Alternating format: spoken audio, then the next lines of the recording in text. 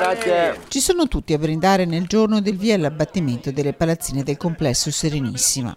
20 anni di lotte, il muro fatto erigere dal sindaco Zanonato nel 2006, poi il piano di svuotamento e infine 12 anni di abbandono totale. Tutto questo fino a queste ore che iniziano con un'idea. Sia un nuovo tassello per costruire in questa zona, in questo quartiere, un vero quartiere.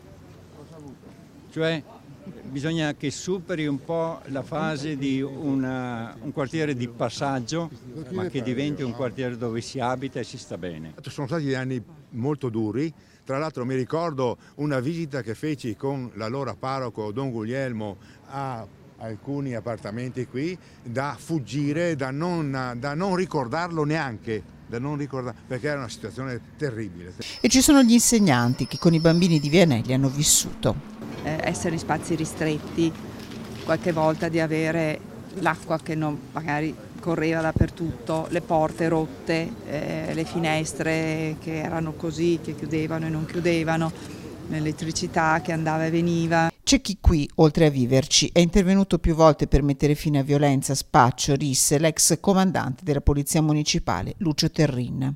Sono ricordi pessimi dove gli esseri umani non avevano più nulla di umano, dove vi erano gli sfruttatori che li sfruttavano.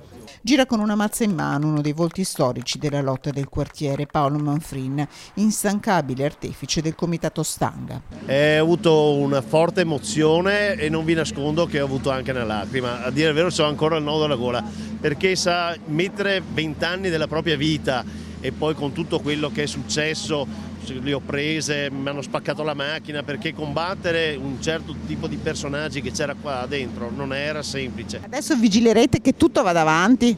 Certo, saremo qua tutti i giorni a vedere che vada tutto avanti.